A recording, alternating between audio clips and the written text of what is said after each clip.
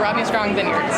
I think that people seem to think that it's not for everyone to enjoy, that you have to be fancy or you have to really know a lot to be able to enjoy wine. You know, the one thing I hear a lot is when I tell people I'm in the wine industry, they say, oh, I don't know anything about wine. And I think it's really important for people to understand that, you know, wine education is awesome. I think it enriches the experience, but you don't have to be a pro. You can just have a glass and have a good time with it. And that's what it's all about, just bringing people together.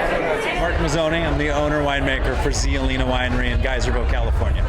I think the most misunderstood part about wine these days is the mystification of it, and the best way to demystify a bottle of wine is to open it up.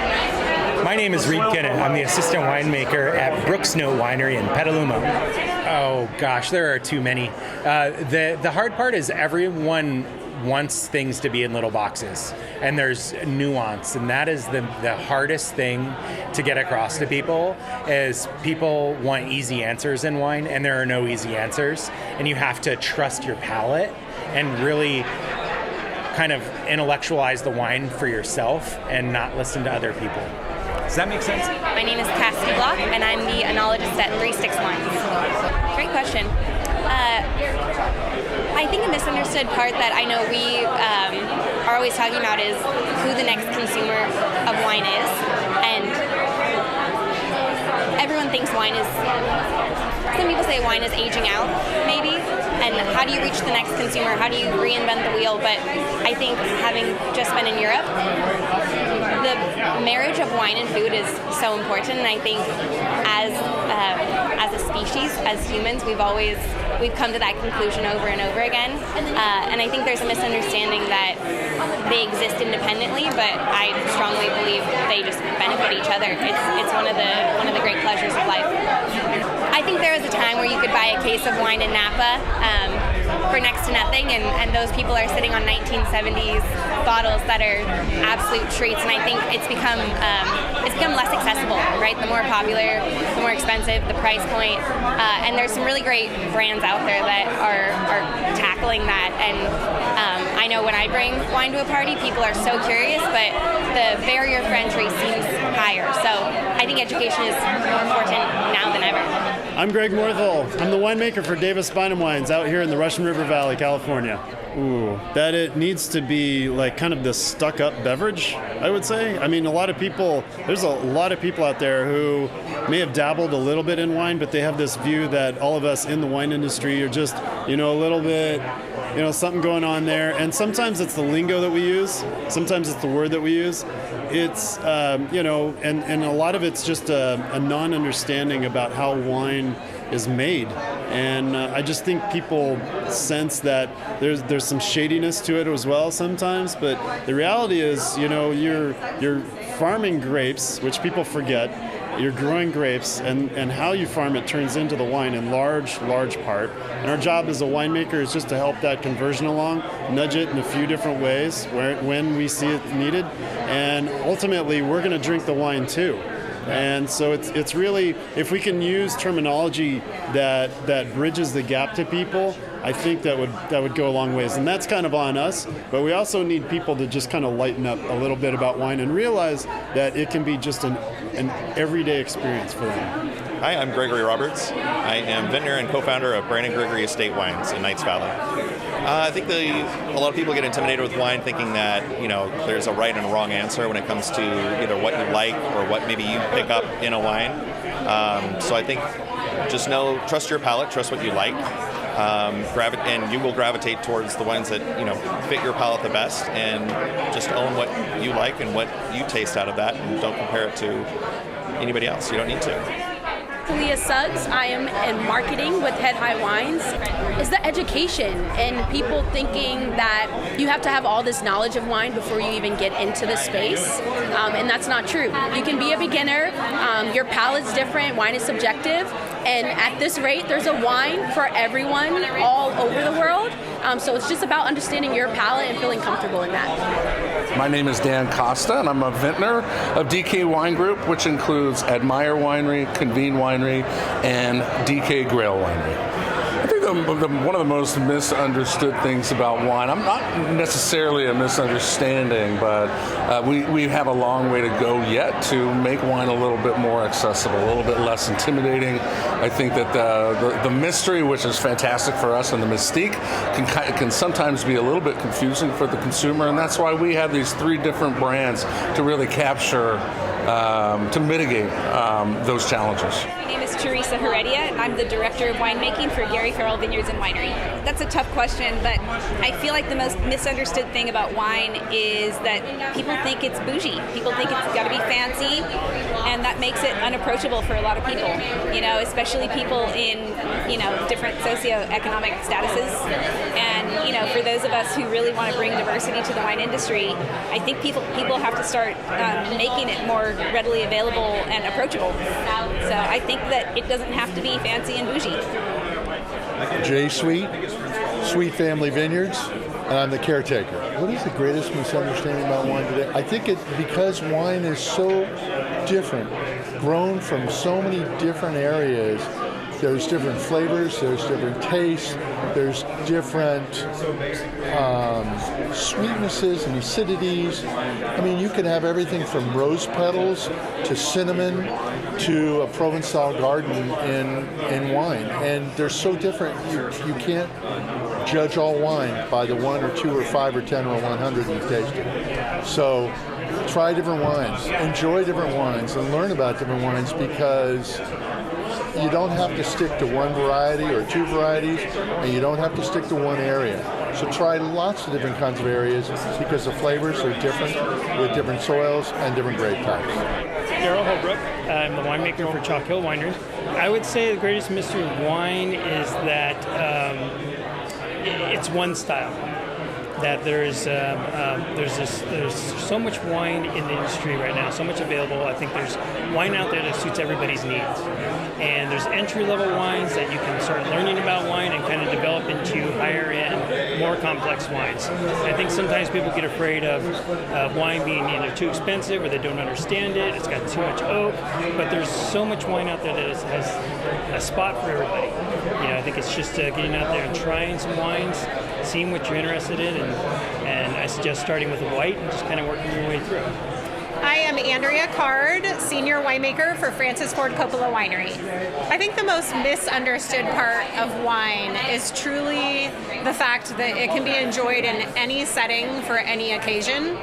I think people have the understanding that wine has to be something that's the centerpiece or the most important part of whatever occasion it is, and I want to be able to celebrate life's little moments and be able to enjoy a nice bottle of wine at any time. So there are such things as breakfast wines. I truly believe that, and so just integrating it in a really great and holistic kind of way with food and family.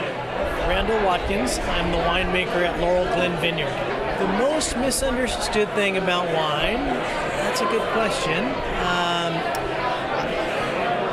What it was when I first started making wine was that it's only for special occasions. And I think still people have that as, I have to really save this bottle.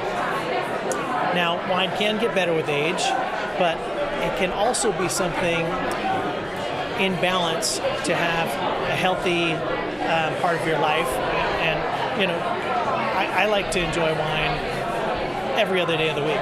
I'm Alicia Sylvester. I'm the winemaker for Banshee Wines, and we're part of Foley Family Wines. Oh, well, I think that's different for everybody. As a winemaker, we have a lot of knowledge, so we need to make sure that we're communicating with our consumers. I think for me, what is the most misunderstood thing about wine is that it is easy to approach, and it is fun to get into, but knowing what type of wine. So there are a lot of wines on the market that are maybe manipulated to consumers' palates versus being true to a variety, true to that style of wine. So it's our job to make sure to educate that consumer, make sure that we're really, that's my job, making sure I'm putting good quality wines on the market at affordable prices that are true to that variety, that are not manipulated, because that's not helping educate our consumer and not helping them understand really what wines are. And so that's, I think, my job as a winemaker and our job in the wine industry. So to make sure, like, these wines, if you want a sweet wine, we can have those varieties for you. But that's not always the case. My name is Katie McMurray, and we're at McMurray Ranch, and it's McMurray Estate Vineyards where we are. I think in the beginning, a lot of people didn't feel it was accessible. You know, you'd go into a restaurant and it seemed very, not high-toned exactly, but you really had to know your stuff. But now with the Food Network and all these wonderful tasting rooms that are available, and people are entertaining more with wine at night, you can learn so much. And there are classes now that are available through different community colleges or even through different tasting rooms and wineries. And you can learn whatever you want to learn about wine now, and it's very user-friendly, and there's something for everybody, which I think is great.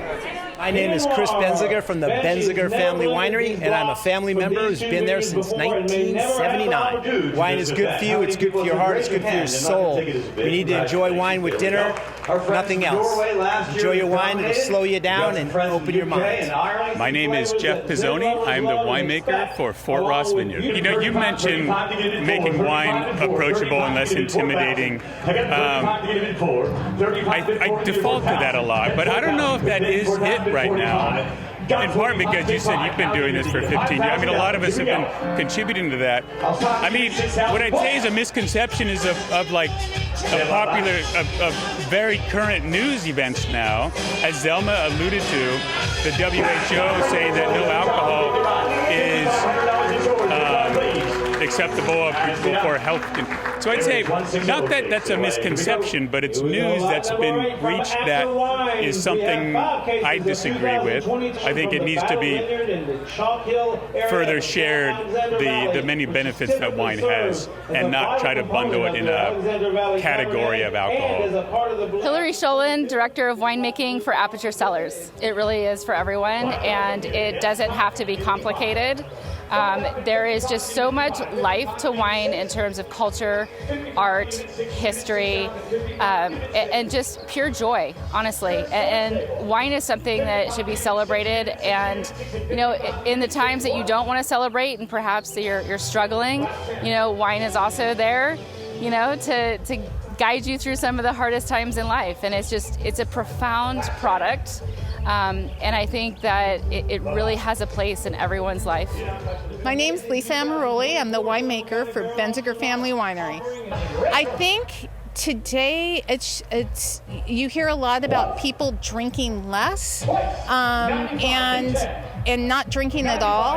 And I would like to think that wine is so much a part of a natural food movement that it so complements our food, it complements our to my opinion, our microbiome, especially when it's farmed healthily and organically, biodynamically.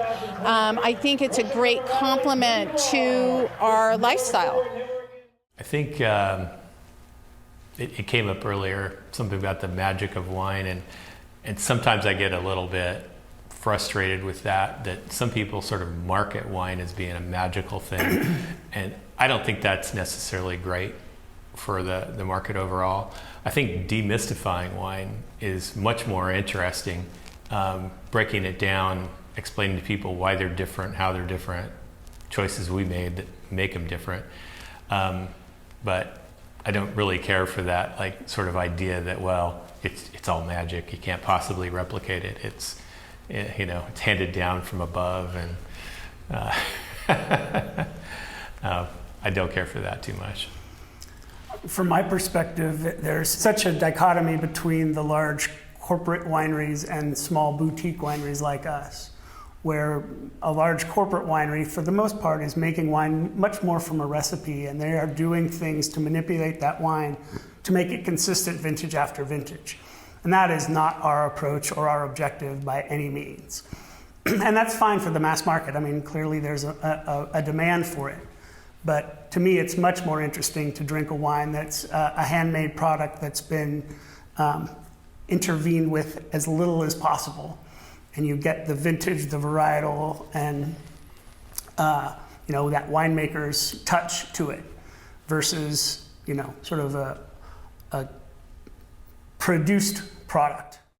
I'm George Christie. I'm the president and CEO of Wine Industry Network. I think we still have not done a really good job of encouraging people, the wine curious, the new wine consumer, to experience wine. I still think that there's a lot of work to be done with regard to educating people. Wine doesn't have to be so serious. It doesn't always need to be a special occasion. You don't need to know everything about every appellation or every varietal to enjoy wine. And it just drives me kind of crazy because I know we could be doing a better job. We have so many good people in this industry that you get them one-on-one. They do a terrific job with that. But as an industry, we've got to figure out how to do it better. My name is Mia Mascarin. I'm with Mascarin Family Wines. The greatest misconception is that it's all about the aromatics. And I feel like if wine is made purely for the nose and that initial 10 seconds or 30 seconds, and you don't have any structure behind that within the wine itself that holds it together, that provides the skeleton for all the flavors to hold on to, you've really missed something. If you want that glass to really live throughout the meal and to continue to change and open up and, really kind of, integrate with the foods that you're eating, don't be totally invested in just the first 30 seconds of the aroma. My name is Marimar Torres, and I'm originally from Spain, living here since 1975, and I own a winery in the Green Valley of Russian River Valley. The name of the winery is Marimar Estate. Well, it had a very good time after the French Paradox, right? And then after Sideways, oh my gosh, Pinot Noir then started to be all over the place. But then recently, and we knew that drinking one glass of wine was good for you a day, for men 2 and for women 1, come on. But anyway, we knew that wine in moderation was good. And now the World Health Organization tells us that no, wine is not good for you. And this is just, I talked to my brother, was just in Spain on Monday and Tuesday, and I talked with him, and he is, it's really not as bad in Europe as here. Because Americans are like sponges. That's what's good and sometimes bad about them, that they really grab what they hear, they swallow it, they digest it, and it's wonderful. That's why the United States is number 1 in the world, because people learn. But on the other hand, when somebody like the WHO says something like that, people are thinking, oh my gosh, wine is bad for you, and that's all they think. And that's a real challenge. But as I say, my brother was just at a convention in Toledo, Spain, and he said, you have to just make this known. I mean, you have to do what I do. You have to spread the word. And that's true. I have some work to do.